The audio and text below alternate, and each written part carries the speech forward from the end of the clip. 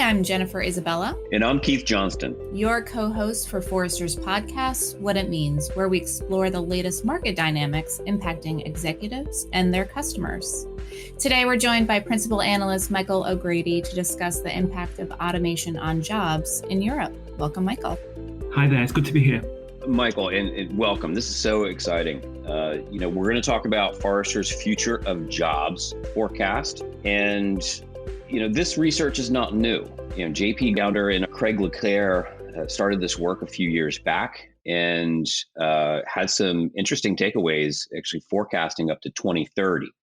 But a few things have changed. We've had the pandemic. We've had other forces within the future of work. And so, we looked into the model that actually says more about even more beyond the automation potential and gets into other bits. It really starts to look at where jobs are now and how it goes in the future. Tell us a little bit about what's in the model and where you've taken this. Right. So one of the things that we notice is that jobs are a little bit harder to lose than to slow down. So when we look at historical data, we see that a lot of the jobs that had a high automation score potential grew slower. So we needed to take this on board in our numbers. And what it basically means is that just because you've got a high automation potential doesn't necessarily mean you're going to lose your job to automation. There are other factors at play. For example, is the investment available to change that job into an automated job?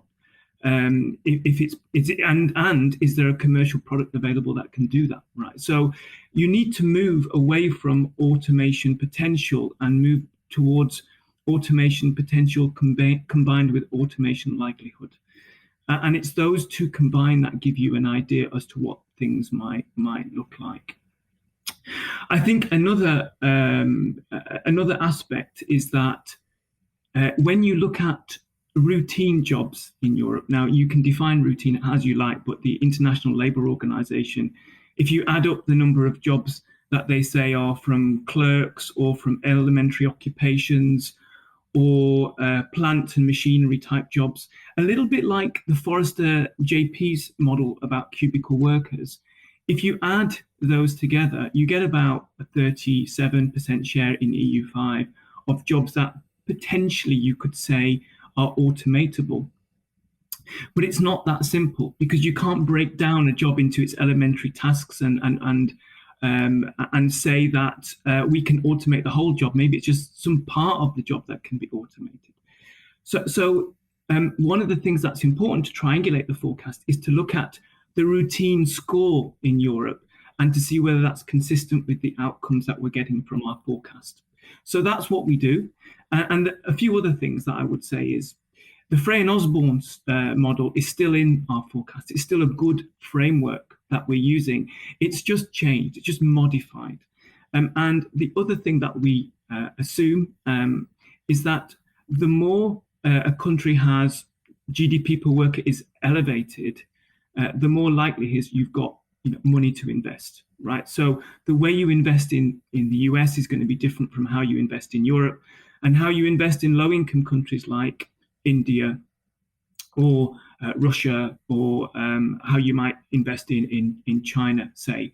So the model is different because it also doesn't look at one country. It looks at 9 countries, which are diverse and varied in their approach. And the last thing it does is it adds new jobs. So automation is not a new concept. It's been going on for years. If you look at agriculture jobs, you look at manufacturing jobs, in Europe, they're declining. So I think that's important to take that on board as well. So we're combining different views from different countries. We're combining it with statistical bureau data from each of those countries in terms of number of workers in employment, the change in the working age, the change in the demographic, and we're combining that with automation potential, automation likelihood, the GDP per worker to gain a framework. And maybe the last point, it depends which industry you're in. The way you automate in agriculture or it is going to be different from how you automate in retail. And the thing that we know is that in Europe, about 80% of the jobs out there are in services. So the automation of service jobs is a little bit more delicate. You can't just get a physical robot to replace a person. It's a little bit more complex than that. So we've changed it, we've adapted it, but we've also learned from the good work that was done previously. Yeah, so I want to sum that up because there's a really important point to be made here is that when we talk about the future of work, it's often about the white collar worker and the evolution, the technology that's allowing us to work remote and such. In fact, that forecast that we did a few years ago, looking out at 2030, was heavy knowledge worker. You've really made this future of jobs forecast about many layers in industries and type of labor, white collar, blue collar, and everything in between, correct? That's correct. Yeah. I think it's important to realize that automation impacts us all. In fact, one of the unanswered questions, which I think will be a really interesting question in the future, will be: does jobs that have a high automation potential mean that jobs potentially aren't necessarily lost but transformed? Right. So jobs with a high automation potential might mean jobs have got high potential to be transformed as well. And we see that constantly when we look at, jobs. New jobs are created as other jobs change. Great. So let's get into the numbers. So the forecast itself is 2020 to 2040, and Europe 5, which is France, Germany, Italy, Spain, and the UK. Give us the high level of where the numbers net out, like paint a picture for us. And then I want to get to the stories behind this. In terms of the numbers then, the working population is 206 million in 2020 and 186 million in 2040. So we're losing about 20 million workers to the demographic time bomb, right? So we talk about that in the report. And that's a new thing that we're taking on board in our forecast. So that's the working age population, but it doesn't mean everyone who's got a working age population will work. So the workforce will decline from 157 million to 141 million. Now, when you look at that decline, some of it's linked to the demographics, some of it's linked to automation job losses. And what we assume in the forecast is that it will equate to about 12 million jobs that are lost. And a lot of those will be made up through new jobs like green jobs or ICT workers, AI workers, information workers. So of the 12 million, a lot of those will be made up. But it's important to realize that 12 million jobs will be lost compared to where we are in 2020. And jobs lost is different between jobs at risk, correct? That's right. So if you go back to what I said before, the International Labour Organization said about 35 to 37% of jobs were routine jobs. So that's our benchmark, our gauge for what potentially the high threshold would be for jobs at risk, right? So if you then assume that it's about that, what we are assuming then is that about 25% of those will be lost, right? So of that 35%, which are routine or have a high potential to be automated, about 25% of those will be lost. And so that will equate to about 12 million jobs.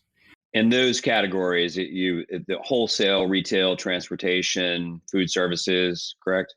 That's well. So it's 12 million across all of the industries. So we're talking about 5.5 million in retail and transportation and food services and things like that. We've got about 3 million in industry, which shouldn't be surprising. As I said, that's always going through automation. In professional services, we've got 1.3, and then the remainder we've got 1.7. So we have this breakdown, but you're right. The retail side of things, the wholesale side, transportation, all of that will likely lose more jobs to automation.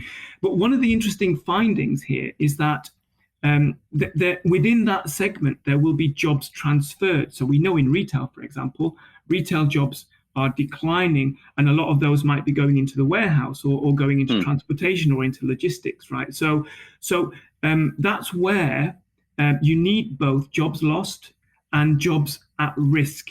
And at risk doesn't mean they're going to be lost. It might mean they're transformed in some way, and that's where we'll come back to it. But the notion of skills and continuous learning is an essential part of the narrative. Yeah, right. Because you were pointing out that like automation is not new. So, there's industries like automotive who are tremendously advanced in automation. So what are the one or two sectors that are kind of next or just ripe for mass automation over the next few years? So one of the documents that I used in Europe, there's a really good document by their National Health Service, and they came up with it's called Data-Driven Healthcare 2030, and it came out in March 2021. And they gave numbers around the shortfall over the next 10 years in the workers unless they turbocharge the workers. So we're talking, what they say is that they need to increase what they call their digital workforce by 70% over the next 10 years. Right now, what they say also is that natural growth would give you half of it because they're already increasing it quite strongly, but they're going to have to turbocharge it. Right.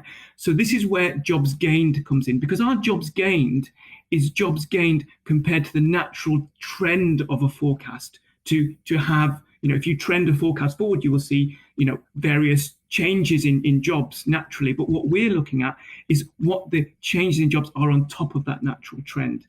And so we see healthcare being a strong one. We know ICT workers, information technology workers will be another one. But here's another fact, right? Here's another fact, and this is why Europe is so special in its contradiction. You can't get that level of automation without assuming something around AI, data science, artificial intelligence. And yet, when you look at Eurostat data and you look at the percentage of companies that adopt AI who are greater than 10 employees or more, then it's about 7% today, right? So all of the Frey and Osborne model is correct in its logic. It's like a thought experiment. This is what will happen in an ideal situation. But there are natural trends that say, well, actually, you can't go faster than a certain speed to do that. And so you've got the likes of healthcare, which I think will be strong. The likes of financial services will also be strong. Transportation, business intelligence. So I think some of those will be the key, will be the big drivers going forward. And London School of Economics wrote a little bit about that and about the importance of those, about the importance of AI-driven industry investment to try and make that happen. And just one other point, right? This transforms the region, right? Because China spends about 20 times more on AI than Europe, and the US spends about 10 times more if you judge it by the number of papers or patents that they are writing, right? So to get to this transformation, you can't do it in isolation. The region itself needs to transform itself. So, Michael, what was also really interesting is that you noted that across these 5 countries, the precarious employment arrangements actually was feeding into the risk. Can you talk a little bit about that? Because there's some really unique things about the region when you talk about the future of jobs. Yeah, so in Germany, they're called mini jobs. So they're sort of temporary jobs or jobs that are insecure, and it's about 18% of the workforce, and it grew by about 30% or so over the last 10 years. So this is increasing, and the UK as well. Certainly jobs, these 0-hour contract jobs, notably in food and accommodation services, are increasing, and the Office of National Statistics show that. Now, we can't necessarily say this is linked to automation, but what we can say is that technology is potentially leading to, well, polarization of jobs or polarization of the workforce. At least this is a leading theory that we need to be careful of, right? Because you've got the ICT workers that are on high pay, and professional service jobs are on high pay, and then you've got the people doing maybe food deliveries or things like that on slightly lower pay. it can create an instability in the workforce. So the whole idea of automation is not just to save money. It's to, and again, this is my personal view, is that you need to create it such that you create a harmony with the human, with the harmony with the output you're trying to create. And so worker bargaining power should still be an essential element in that, in all of that. ICT, flexible learning, working with robots, trying to optimize the work processes in collaboration with the worker. I think all of that is really important going forward. So, Michael, a few things that you said, I just want to dig in a little bit, because we've done research around also viewpoints on AI and automation, across the world, right? Regionally, what is the sort of mindset or the hesitancy or, adoption rates? You pointed that out. We're triangulating these factors: aging population, lower maybe investment than other regions around the world in automation, and also hesitation or distrust of AI and automation in the region.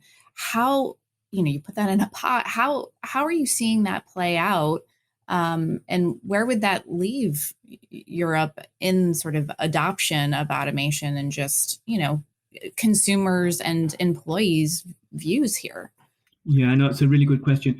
So one of the trends that I think Europe will try and differentiate itself with is in terms of ethical data sourcing, understanding, how to create frameworks that have the buy-in. So you don't just mine a set of data that leads to bias or things like that. So it's really important, and I think Europe is quite well placed because they've got a reputation for being slightly more able to take such things on board. We see with the Security of the Information Act that it is something that's important to them. I think also it's important to recognize that AI, despite everything, is still in its infancy, right? I mean, AI is predominantly used for speech recognition and image recognition. There's loads of other things that it's used for as well, but that's where it's dominated, and that's where it's got a lot of news. But it's still a long way from replacing workers. So I think that with the shortage of workers, with the demographic time bomb, I think it's going to be more important for employers to recognize the importance of their workers, to keep their workers happy, and to use automation as a tool to maybe slightly more, be more productive for sure, but be more productive in harmony with the workforce. That is easier said than done, right? You've got to map out the processes. You've got to take you've got to look at the opportunity cost, and you've not got to look at profit first, right? You've got to look at the quality of the output as well as saving on staff time and things like that. The other thing is that the governments themselves will not want the workforce to go down too much with automation, even if you could magic up the perfect automation scenario, because who would pay the pensions? How would you get enough money to pay the taxes that you need to propagate all of the costs, etc. So I think it's a harmonious synergy between the worker, the government, and the employee. And I think that Europe is potentially well placed, even though we're far behind the research, as I said before, that's undergoing in the US, and that's ongoing in APAC and China, etc. But it's important, right, that you can't just adopt the technology that's been developed elsewhere if that technology has got different behavioral, different attitudes, it's got a different mindset to how it was developed. Maybe they don't have the same constraints that we might have in Europe, and so it's important to keep that ethical framework in mind when we adopt and develop automation. Earlier, your very provocative statement that Europe is on the edge of a demographic time bomb. Tell us more about that, because now that I'm listening to you, will Europe have a loud enough voice or influence globally with these changes and the enhancements of AI and automation and how it impacts the workforce? Yeah, well, there'll definitely be a necessity to innovate because if you want to keep the same standard of living, same growth, same productivity, then you're gonna need to do some of those things. And so, if you look at the European Union, they're investing heavily in ICT. They're investing heavily in the green economy.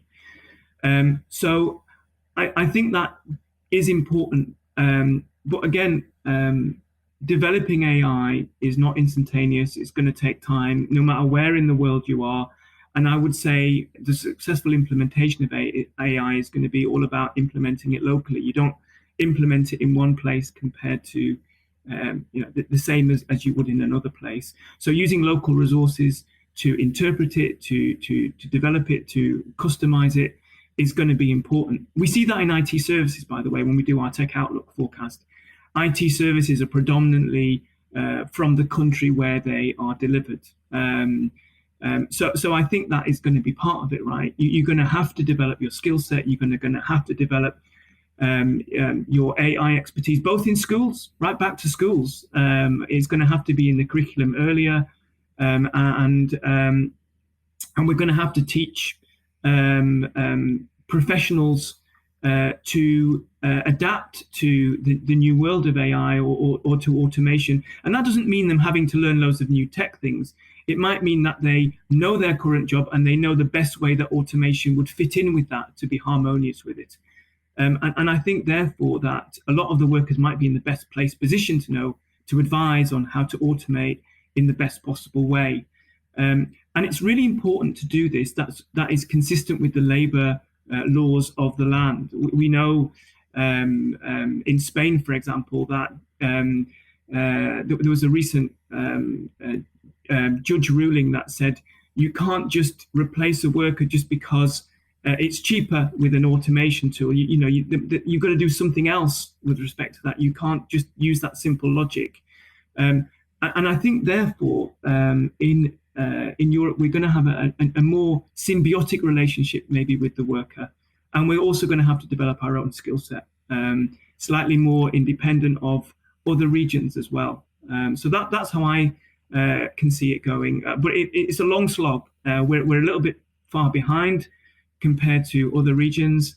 And we're going to have to continue this. And that's why, even though the Future of Jobs report said that not a lot of jobs overall will be lost to automation because there'll be a lot of jobs created, it implicit in that is the notion that you still need to create your technology, you still need to create your AI programs, you still need to create a system that is symbiotic with the worker, and also symbiotic with the trade unions that exist in the UK and the worker relationships that exist in the UK. So all of that, I think, is important. Have you seen recent momentum, though, with the pandemic and just, did it jumpstart anything on this front? Yeah, well, the World Trade Organization, they wrote a report and they talk about the pandemic accelerating digital processes in the workforce, more opportunities to work remotely, and more opportunities to automate processes. So it's definitely something that has raised the profile of automation. And that's why we're talking about it in our technographics data. We see that in our survey data. We see that the companies that are more able to exploit automation are also more innovative with respect to that. So it's almost like a change management tool in a way. If you can automate, if you can drive change in an organization by being more efficient through the symbiotic relationship with a worker, then you're going to be going in the right direction. So definitely COVID has accelerated that, and it's also accelerated the need to upskill workers. That's the thing. It's not just about replacing a worker with a robot. It's about upskilling the workforce, and I think that's a really good thing. And so I'm looking forward to try and follow that in our numbers as we update this forecast going forward. Yeah. So Michael, I want to start going into what's the future of jobs? because one of the things that's you're starting to pique my interest on is that, we have Katie Tynan and some others talking about, fractional jobs, no more jobs. This is where all the skills and automation, is going to come into play. Is that let's pretend you do another forecast 2 years from now. What are the industries that are going to start to drive the next, chapter of this future? And what are some of the trends that you think are going to come out of that forecast a couple of years from now? So it's a really interesting question, by the way. What I would say, the way to answer it, right, the hypothesis to make is that to get this automation potential growing and to exploit it, you need to, if we're assuming it's through AI, which we a lot of the time are, then a lot of it will depend on how mature and how cost effective the AI solutions are, and how well they're adapted to particular workforces, to particular regions, to particular sectors, right? So one of the things that I think we need to do is to understand that a little bit better, and understand whether the AI tools are specific to a local player, a local workforce, or more generalizable to more of the workforce, different regions. So that's one thing that I think is important to do. And the other thing I think is this heterogeneity of tasks that are associated with a job, right? Is it reasonable to be able to assume that you can just break apart a job into its component tasks and to say, we are therefore going to automate that bit and not that bit, and the person can still continue to do that?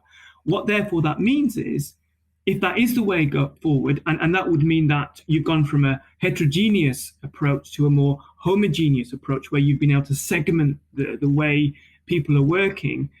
If that is transparent, we will see it in the workplace. How many people are being used as a pool of workers for specific tasks where they can be quite flexible around those specific tasks to adapt to the workload in an industry, and how much of that doesn't need a worker and it can be more automated with just maybe some worker overview.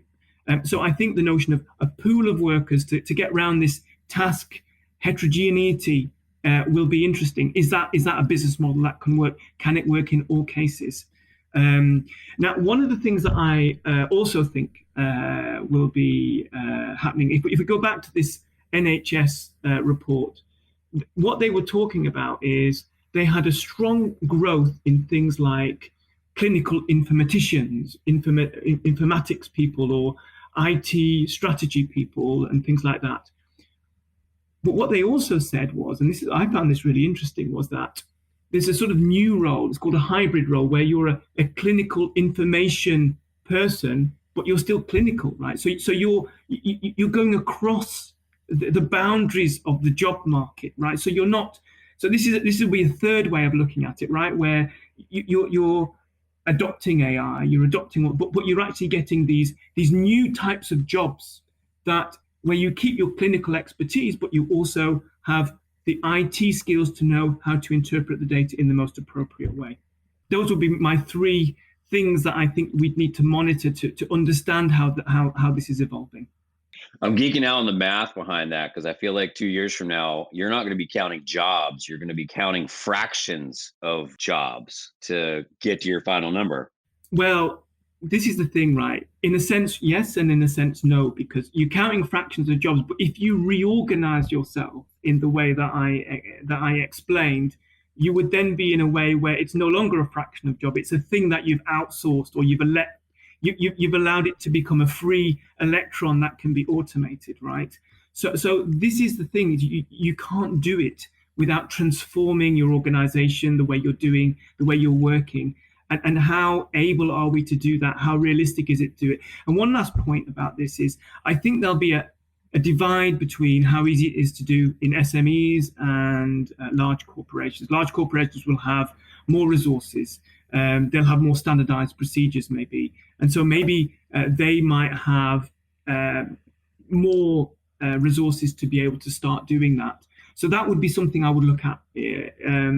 to start with. In smaller organizations, it will be less easy to do that breakout, because by definition, a worker tends to do a lot more different and varied tasks than in a larger organization. So again, that's going to be interesting, right? Because you might be able to automate, but maybe automation tends to be therefore veered towards some of the larger corporations that are structured in a certain way.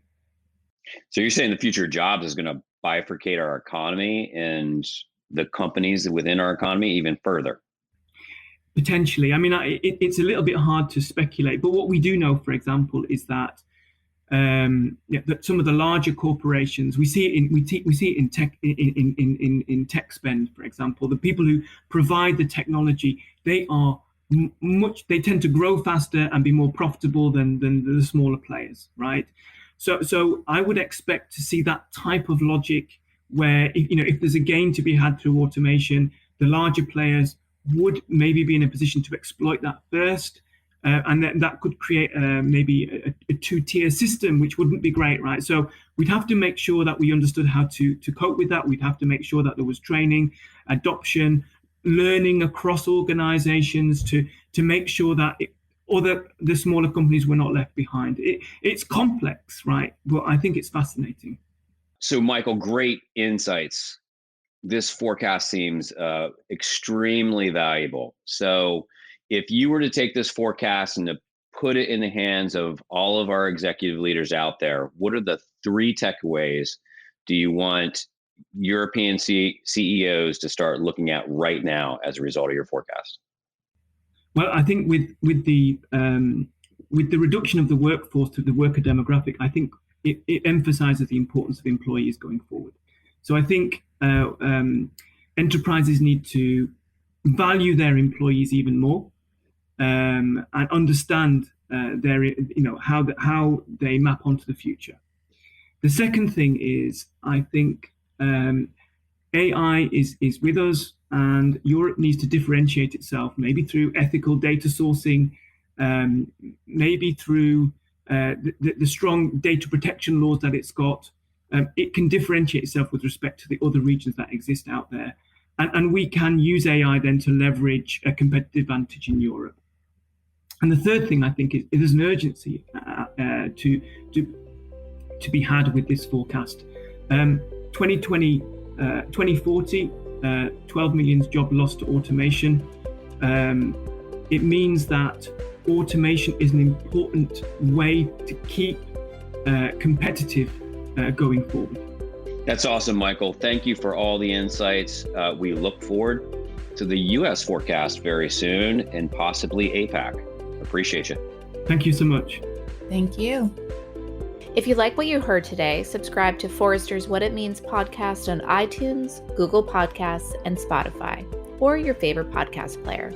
To continue the conversation, follow Forrester on Twitter, Instagram, and LinkedIn. Thanks for listening.